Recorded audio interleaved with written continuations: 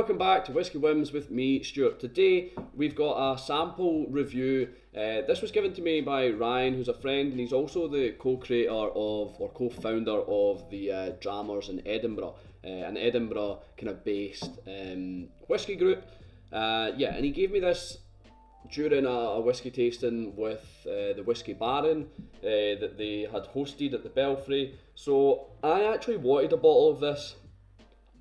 Which is a Cadenhead's authentic Kilkerran 14-year-old, 58% ABV, sherry matured, and it was £70. Now, I didn't pull the trigger at the time. I didn't buy a bottle because I've actually got a few Kilkerrans just sitting waiting to be opened, specifically the 5-year-old Cadenhead sherry.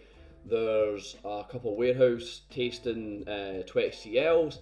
And there's the 8-year-old sherry, 8-year-old bourbon that I've just got sitting up in the cupboard that I really need to get after and get on. But I've kind of been off peat a little bit, so I've not really been focused on peat. And I'm also hitting and missing with sherry at the moment. I'm having a bit of a roller coaster of a time with sherry. But anyway, we'll get down to this and see if I'm going to have FOMO or not. Or I guess it's not fear of missing out, it'll be fear of missed out or having missed out because I would have to go into the auction to buy this now. But anyway, we'll get down to it. The nose, the palate, the finish, and we'll see if it's a Whisky Win or a Whisky Bin. Yeah, so the nose is, it's sticky, it's sherry for sure. Like the nose is, you're not getting a lot of peat. I'm not getting a lot of kind of Kilkerran as a spirit. Maybe a little bit. There is a little bit of this kind of oily, I don't know how to describe it, just like kind of dirtiness. But that could come from the sherry as well. If I didn't know what the whiskey was. There's definitely like a cake, kind of, there's like a sweet cake. Maybe Victoria sponge, or does Victoria sponge have jam in it? I think it does. Like it has a thin layer of jam. So like a Victoria sponge, that's what I'm going to go with. It's a great nose. It's just well balanced. It's not. Yeah, it is. I'm really enjoying this nose. Not getting a lot of notes, to be honest. Like I've not written notes for this. This is actually my first time tasting it, so it'll be live, if you will, or a live reaction of whether I'm going to have FOMO or not, and I think you can tell what it's going to be already. Yeah, there's like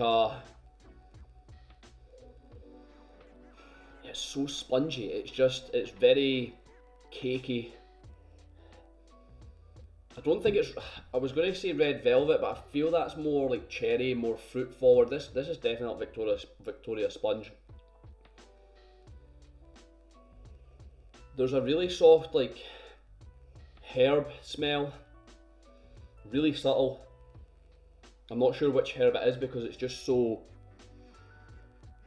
in the background. But yeah, there's a little bit of a herbaceous element to it. I'm just going to go to the palate because I feel like I'm a little bit stumped with the nose. Other than the cake, it's just fantastic on the cake element to it. I'm enjoying the nose, even though I'm not getting a lot. The 58% ABV, not too evident, to be honest. I can stick my nose right in there and it's not really bothering me too much. And I have got a big snout. It's a little bit burny, but if you go on top of the glass, it's just that cake. The palate.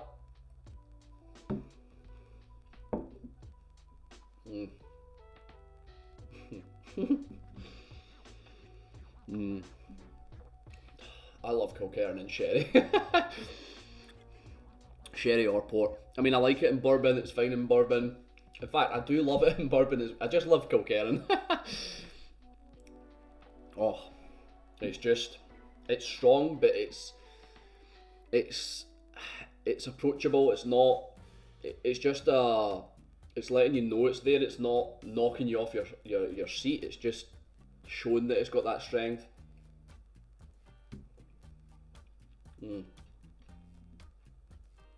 It's incredibly sweet. but also at the same time, like, I don't know, like kind of toasted marshmallows, but drizzled with like a syrup, like a raspberry syrup that you would use for the ice creams. I can't remember what the brand is, but over here you get a kind of blue packaged ice cream syrup. I'm pretty sure you get strawberry, chocolate and raspberry. It's the strawberry kind of raspberry one that I'm tasting here. It's awfully meaty as well. Yeah, it's really meaty. It's rare, like a rare steak. Just that kind of iron, kind of blood, kind of yeah, not suitable for vegan again. This kind of taste, but that's what I'm getting.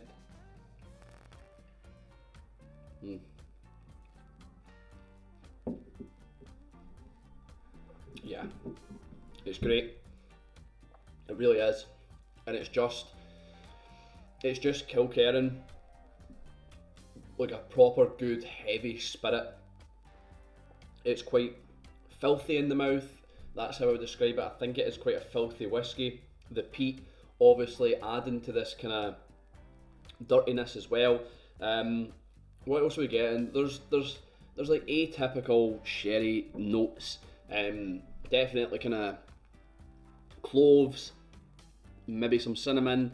But the toasted marshmallow with the kind of, it's really just at the start, the toasted marshmallow and the raspberry, because once that subsides, and it subsides quite, it's rapid, it then evolves into the more dirtiness, funkiness, the sulphury element. I mean, maybe not sulphur, I don't think it is sulphury, it's just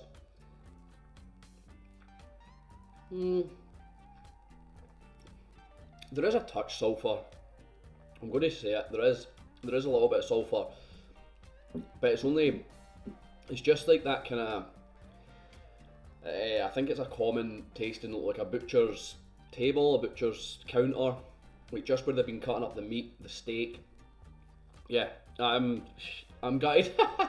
Maybe gutted I didn't buy a bottle, but the 5-year-old that I got, I'll just get it so that it's easier to explain. This 5-year-old, it's similar to this. It obviously, I mean, it's Kilkerran, it's both, but this is 61.4% and it's only 5. It's similar to this in the sense of the kind of profile, but this is just a lot more edgier, a bit more burnt, or is burnt the right word? Just, it's a bit more dirty, a bit more grimy, a bit more in your face. It's maybe just this amped up, this 14-year-old amped up a little. So the finish is long. There's creaminess. It really fills the mouth.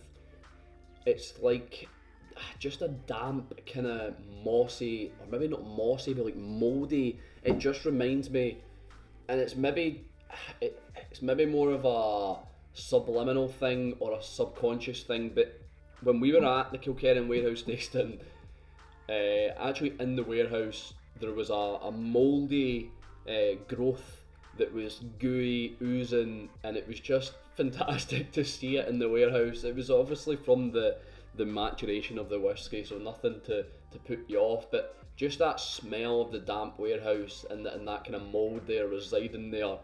And I know that doesn't sound too appealing in a whiskey, but the finish is that. The finish just takes me back to that warehouse, and I suppose that's maybe why I've got now, or I know, but before I really liked Kilkerran, but now I've got such a bigger, it's more now that I've been to that warehouse tasting, my love, my appreciation for it, and like I said, it maybe is that sentimental value just dragging me back to there, but this is what when I close my eyes and when I taste this sort of stuff, this sort of whiskey, it takes me back to Kilkerran, that warehouse tasting, that experience with the Tabes guys.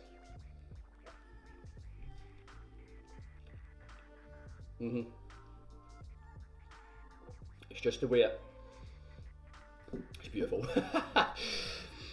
Yeah, it transports me. It's like a magical potion. I think I just spat everywhere. I suppose it is a potion of some sort of it's an elixir. Yeah, the finish is definitely long, definitely peated. Like I said, creamy,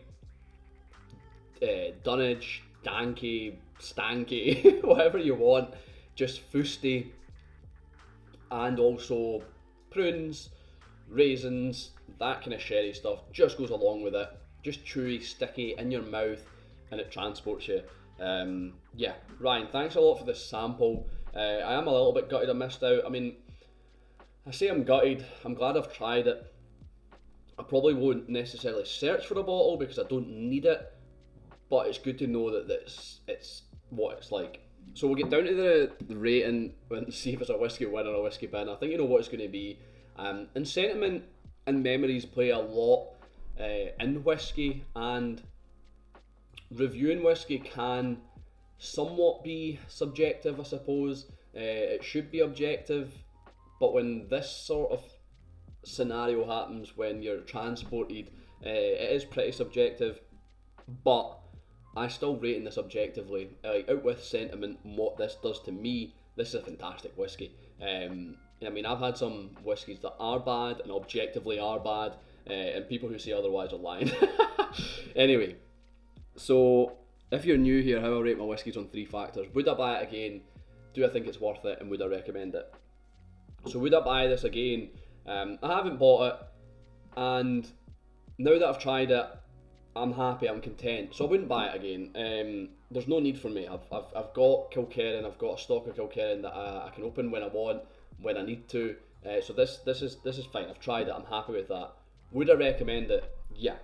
It's sherry and peat. Just it's like Richard and Judy, Ant and Dec, any other famous duo that you can think of. Sherry and peat just really go well together. I'm not sure how famous Richard and Judy are, but the two Ronnies. Yeah, this sherry and peat and the fact that it's Kilkerran, it elevates it. Do I think it's worth it? £70. £70 for 14-year-old at 58% ABV. Yeah, it's worth it. You could probably get it cheaper on the auction because the Cadenhead's Authentic Collection doesn't actually do well on the auctions, and people for some reason sell it there after paying RRP. But yeah, I think it's worth it. I would not be I would not have my nose out of joint. I hate how many idioms we use to speak, or how many idioms I use to speak. But I wouldn't feel disheartened if I had paid £70 for a bottle, because I think that's worth it. So it's 283. It's a whiskey win, a solid whiskey, hopefully a decent review. I've been Stuart, this has been Whisky Wins. I'll see you later.